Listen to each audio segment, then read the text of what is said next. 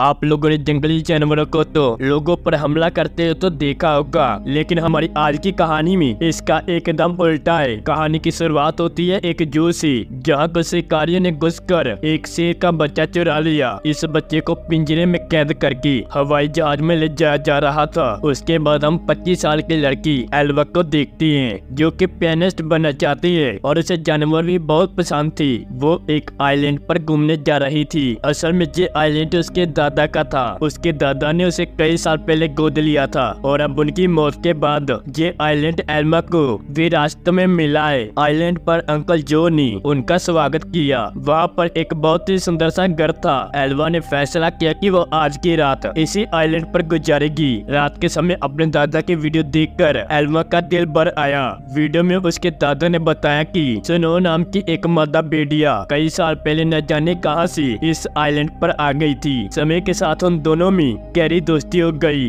दादा ने कहा वो भी स्नो को ढूंढ के उससे दोस्ती कर ले। उस रात शेर के बच्चे वाला प्लेन बेहद खराब मौसम की वजह से उसी आइलैंड पर क्रैश हो गया। क्रैश की आवाज सुनकर एल्मा डर गई। एल्वा ने बाहर जाकर देखा, लेकिन वो आइलैंड बहुत बड़ा था, इसलिए उसे कुछ नहीं मिला। अगली सुबह चार्ल्स और एली नाम की दो नौजवान वहाँ आई। उन्होंने स्नो को कैद करने के लिए एक जाल बिछा दिया। असल में वो भेड़िए के पार्क के मालिक थी और उसके लिए स्नो को पकड़कर ले जाना चाहते थी। कुछ देर के बाद स्नो जाल में फंस गई, लेकिन अपनी सूझबूझ से चार्ल्स और एली के आने से पहले ही वो जाल काटकर भाग निकली। फिर वो तैरकर आइलैंड की दूसरी तरफ जा पहुंची, जहाँ उसकी मुलाकात एल्मा से हुई। पहले तो एल्मा घबरा रही थी, लेकिन फिर उसने अपने दादा की बात याद की और फिर स्नो को उस जाल से आजाद किया। कुछ देर के बाद एल्मा प्लेन की क्रैश वाली जगह पर पहुंची। खुशकिस्मती से शेर के बच्चे को कोई चोट नहीं पहुंची। वो एक पक्षी के घोंसले में गिर गया था, लेकिन पक्षी ने उसे नीचे धक्का दे दिया,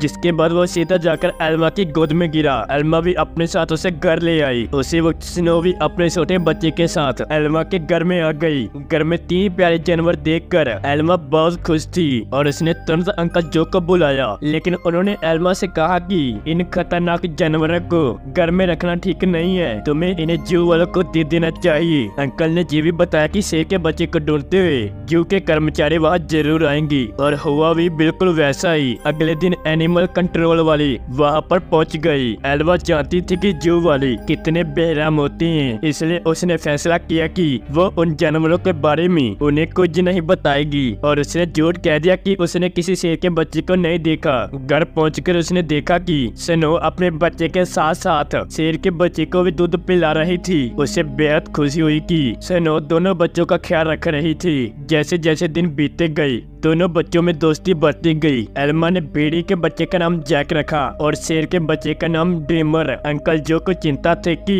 ये जंगली जानवर एल्मा को कोई नुकसान न पहुंचा दे, लेकिन इसी तरह कुछ महीने गुजर गए और अब दोनों बच्चे थोड़े बड़े हो चुके थे। एल्मा उन्हें आइलैंड पर घुमाने ले जाती और अपने दादा की मनपसंद जगह पर उनके साथ खेलती भी थी। बदकिस्मती से एक दिन जब एल्मा एक ऑडिशन के लिए गई थी, पीछे से वो भेड़ी के पार्क वाले और स्नो को कैद करके अपने साथ ले गए। उधर एल्मा का सिलेक्शन भी हो गया। वो बेहद खुश थी, लेकिन जब वो घर लौटी उसके होश ही उठ गई थी और उसके घर का सारा सामान बिखरा हुआ था, क्योंकि दोनों बच्चे भूख की वजह से परेशान हो गए थे। एल्मा ने स्नो को ढूंढने के लिए पूरा आइलैंड सार मारा, लेकिन स्नो तो वहाँ थी ही नहीं। अब उसे बच्चों का पेट भरना था, इसलिए उसे ना चाहते हुए अपने पियानिस्ट की नौकरी छोड़नी पड़ी। एक दिन अंकल जो फिर से वहाँ आई और खूंखार जानवरों को वहाँ देखकर गुस्से से भर गए। उसने एल्मा से उसी वक्त जानवरों को जू में भेजने के लिए कहा, लेकिन एल्मा ने उसे समझाया कि उसके दादा की यही इच्छा थी कि वो जानवरों के साथ रही। फिर जू में न जाने इन मासूमों पर कितने अत्याचार होंगी। आखिरकार अंकल जो भी मान गए और एल्मा को गले से लगा लिया, और अब उनका सारा समय जानवरों को खाना खिलाने और उनका ध्यान रखने में जाता था। एल्मा को जैक और ड्रीमर से बहुत प्यार था, बदले में जानवर भी उससे बहुत प्यार करते थे। देखते देखते 1 साल गुजर गया और अब दोनों जानवर बड़े हो गए थे। अंकल जो शहर से उनके लिए मांस लाया करते थे, लेकिन उनके पास जाने में उसे डर लगता था। उन्होंने फिर से एल्मा को समझाया कि इनके साथ रहना खतरे से खाली नहीं है, लेकिन एल्मा किसी कीमत पर उनको छोड़ने के लिए तैयार नहीं थी। एक दिन एक माँ बेटी किश्ती से आइलैंड के नजदीक आई। उन्हें देखकर जैक उनके पास जाने लगा। जैसे एल्मा ने उसे देखा, वो जैक को रोकने के लिए भागी और वो एक पत्थर से टकराकर नीचे गिर गई, लेकिन उसी वक्त उसके सिर में चोट लगने की वजह से वो बेहोश भी हो गई। वो माँ बेटी ये सब नहीं देख पाई, इसलिए वो वापस किश्ती में चले गई। थोड़ी देर के बाद जैक और ड्रीमर एल्मा के पास आई और उसे उठाने की बहुत सी कोशिश की, लेकिन कोई फायदा नहीं हुआ। वो कई घंटों से जोर जोर से आवाजें लगाकर मदद के लिए चिल्लाते रहे, लेकिन कोई नहीं आया। थोड़ी देर में रात हो गई, लेकिन दोनों जानवर एल्मा के पास ही रहे। उन्होंने पूरी रात जाकर एल्मा को गर्माहट दी। अगली सुबह अंकल जो ने कई बार एल्मा को कॉल की, लेकिन कोई जवाब ना मिलने से वो समझ गई कुछ तो गड़बड़ जरूर है। वो तुरंत आइलैंड पर पहुंची। उन्हें लगा जरूर इन जंगली जानवरों ने एल्मा पर हमला कर दिया होगा, इसलिए उन्होंने एनिमल कंट्रोल वालों को कॉल कर दिया। लेकिन जब उन्हें एल्मा बेहोश मिली और जानवर को उनकी रक्षा करते देखा और उन्हें अपनी इस हरकत पर उन्हें बहुत पछतावा हुआ। और जब थोड़ी देर के बाद एल्मा को हॉस्पिटल ले जाया गया, तो डॉक्टर ने उन्हें बताया कि जैक और ड्रीमर ने उसे गर्माहट न दी होती तो शायद वो आज जिंदा न होती। उधर एनिमल कंट्रोल वालों ने जैक को पकड़कर इलेन और चार्ल्स को सौंप दिया। उन्हें एहसास हो गया कि जैक तो स्नो का ही बच्चा है। वही ड्रीमर को एलन नाम के एक आदमी को बेच दिया गया, जो एक जू चलाता था। एलन एक बहुत बेरहम आदमी था, जो अपने जानवरों को अक्सर पीटा करता था, लेकिन अपने बाप से बिल्कुल उल्टा। उसका बेटा रैफा बहुत नरम दिल का था।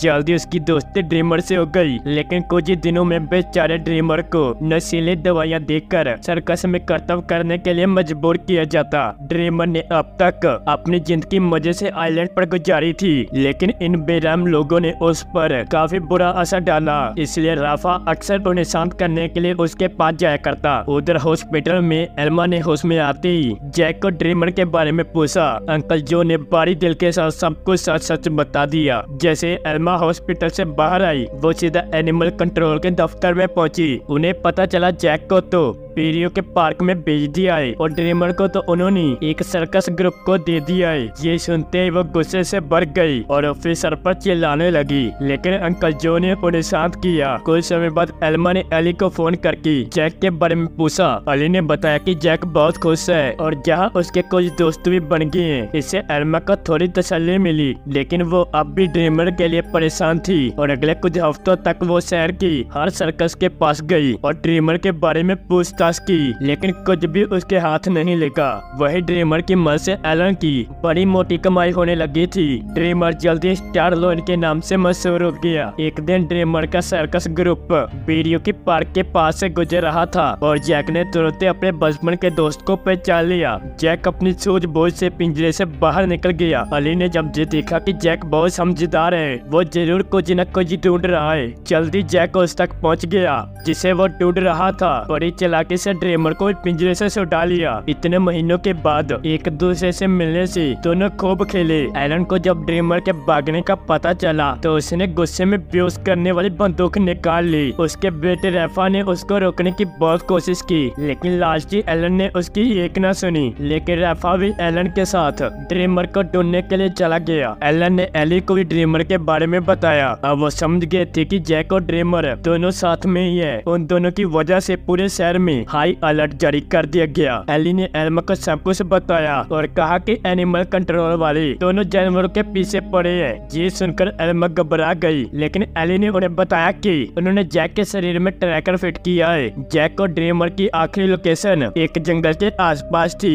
एल्मा और एली ने दोनों ने मिलकर जानवर को ढूंढने का फैसला किया। उधर दोनों जानवर खुलेआम शहर में घूम रहे थे, इसलिए पुलिस ने शूट एंड साइट के ऑर्डर दे दिए। बाद में दोनों जानवर फिर से जंगल में पहुंच गए, जहाँ हेलन और रफा ने उन्हें देख लिया। लालची एलन ने ड्रीमर पर अपनी गन से हमला कर दिया, लेकिन उसी बीच जैक बीच में आ गया और अपने दोस्ती के बदले खुद गोली का शिकार हो गया। बेचारा जैक तो उसी वक्त बेहोश हो गया, लेकिन ड्रीमर को वहाँ से भागने का मौका मिल गया। उसके भाग जाने के बाद रफा ने तुरंत जैक का ट्रैकर हटाकर और उसे एक दवाई दे दी, जिससे बेहोशी का असर जल्दी खत्म हो जाए। कुछ देर के बाद दोनों बाप बेटा एक बार में पहुंचे, लेकिन एलन और अली भी एक ट्रैकर के जरिए उस तक पहुंच गई। एलन ने उससे कहा कि उनके पास कोई ट्रैकर वगैरह नहीं है और उन्हें बाहर भेज दिया, लेकिन समझदार रैफा ने बाथरूम का बहाना बनाकर एलन और अली को सब कुछ सच बता दिया। वो उन्हें जंगल में ले गया जहाँ उन्हें आखिरकार ड्रीमर मिल गया। इसके बाद ड्रीमर उन्हें एक झोपड़ी में ले गया जहाँ जैक आराम कर रहा था। खुशकिस्मती से उन्हें सही टाइम पर होश आ गया था, लेकिन तभी उन्हें पुलिस के आने का शक हुआ और एल्मा ने दोनों जानवरों को खुफिया रास्ते से भगा दिया। अब आइलैंड तक पहुंचने के लिए सिर्फ उन्हें एक नदी पार करनी थी। पुलिस से बचने का अब यही एक रास्ता था, लेकिन वहाँ एक कश्ती नहीं थी, इसलिए सबको तैरकर ही जाना होगा।